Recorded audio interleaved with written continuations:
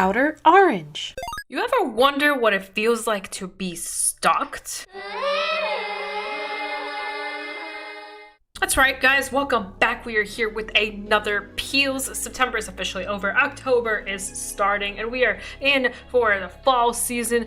I'm so excited because it's finally getting nice and cold. Couldn't tell you how much I love the cold, so I'm really excited for it. But welcome back. We are here to discuss things that are outside of the Card Fight Vanguard content. So let's talk about some stuff. So first we're going to start with probably something that is maybe noticeable, maybe not, but it is this figure right here. It is an Aki Dearest figure. It actually came literally today to U2's, and I literally got it like 4 or 5 hours ago in the mail. So big Aki Dearest fan, I would say. I've been following her even before she was as well known.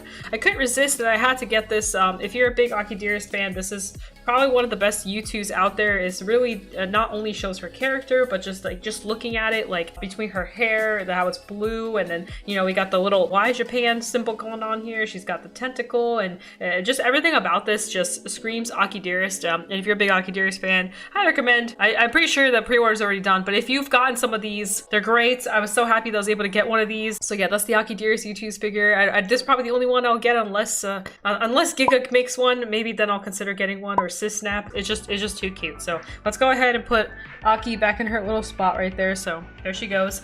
Aside from that, so this month has been kind of like a chill month, I would say. I spent a good bit of it playing with my friends, like playing like games, like video games and stuff like that. I did some Overcooked here and there, and been playing Genshin with some of my friends, and binge watching some shows, and some shows or movies. Some stuff I'm proud of, and some stuff I'm like, why did I do that? But I did it anyway. I went on 2 different directions with my watching, and one of them will make a lot of sense with the beginning of my video. But so I watched all 3 things of the Kissing Booth. I could not tell you why I did this to myself, though I think they're actually pretty good movies. They're a little they're a little corny, especially the first one felt kind of corny, and then they kind of shape up to be a little bit better. Just pretty much the story of a girl who's just trying to figure her life out, and that's pretty much it. She figures her life out while also finding a dude, while also figuring out her college stuff, while also figuring her job stuff out. So it's very life related, but also not life related. I think the only thing that's really corny is the kissing booth aspect, and that won't spoil it just for those of you guys who do plan on watching it. It does involve a kissing booth, but it's not like the moral of the movie. Actually, if anything, between all 3 of them, I think only the first one kind of revolves around the kissing booth. The other 2 are kind of like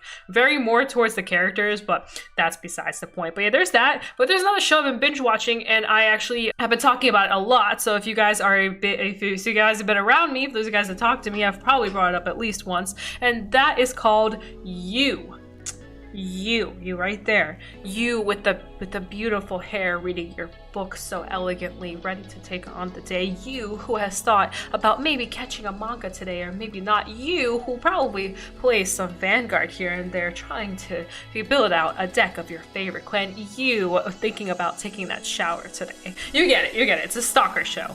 If you didn't get the gist, it's a stalker show. I really like mystery, suspense, murder. I really like all that stuff. Horror. I'm really into that stuff. So this show, actually, I'm surprised I didn't watch it sooner. And actually, the 3rd season's coming out in literally exactly 15 days as of me recording this. It's coming out very soon, so I'm actually really excited about that. It's not the best in terms of the stuff. There are a couple loopholes here and there, but I don't know. I'm also a writer, so I kind of catch these kind of things, the loophole end. But pretty much just a show about a guy who has a problem.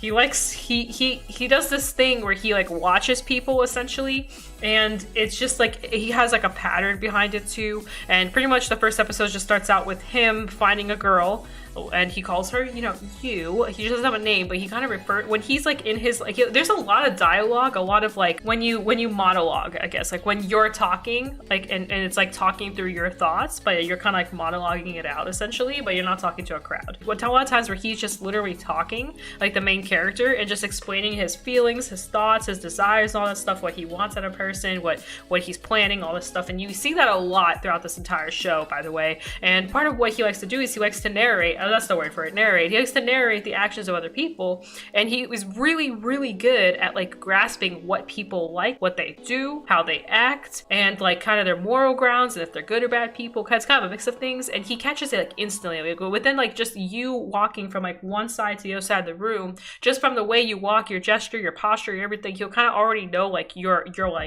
existence, who you are as a person. So he bumps into this girl, he bumps into her and catches all her little actions and starts putting them together and realizes realizing this is someone he may kind of fall in love with as he keeps stalking her for a while. He stalks her through her job, her work, her everything, and then he just realizes he wants to be with her, so he tries to find a way to pursue her. There are, of course, things that are in his way of this pursue, like, you know, like she has like a relationship and stuff like that. It's kind of like a quotations relationship, and so he kind of, you know, gets a little crazy and does some stuff. I don't want to spoil it too much, but long story short, this is definitely not just a stalker show. Some people may think, oh, it's just about a stalker. It's more than just a stalker. It's kind of about it's kind of about a murderer too, I would say, you know, like a serial killer type of aspect. Those elements are in the show, and they're very, very there. If you have ever researched like serial killers and kind of like what they do and patterns and kind of how they think and just in general, just that whole subject, you'll notice that the way this character acts and thinks and does a lot kind of has a very corresponding kind of link there. So that's as far as I'll go without spoiling anything, but pretty much the story kind of starts from there and it just progresses from that point on, and it gets pretty good. Season one was like amazing. If you guys don't know me, I really like rivalry of any kind, and season one had a really cool rivalry.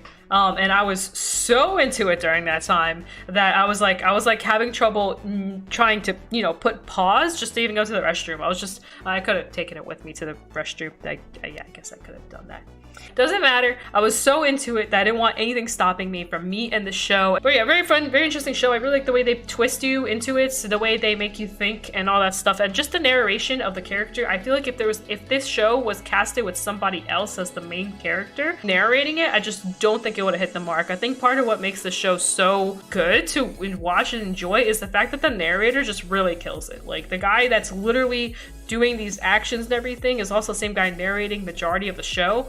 And something about the way he narrates, the way he speaks, the way the tones he uses, and just kind of like the craziness behind it as you're listening to this guy tell you his thoughts is just really enjoyable. It's almost like you're seeing a piece of his world, and you're kind of trying to decipher like why he kind of does this stuff and what makes him do the things he does. And it's just a very interesting concept. But yeah, that's about it. So I've been on a Twitch binge recently. Aside from like my Netflix stuff, I've just been watching a bunch of Twitch, and I don't know why, because I'm actually not a big Twitch watcher, but I will admit, especially the last week or so, I've been binge watching. I've been mainly binge watching like Vanguard YouTuber people, to be honest with you guys, but I've also been binge watching like other stuff too. I've just been on this thing where I just have to have Twitch on now, and it's something new. It's something I didn't used to do. I usually would keep it on in the background somewhere, just like support my friends and, you know, the Vanguard community, all this stuff. But recently I've actually been watching some of the stuff, like actually watching it. Like, regardless, thank you so much for watching. If anything in here that I discussed is something that you watched, you've seen, you've enjoyed, you want to talk about more,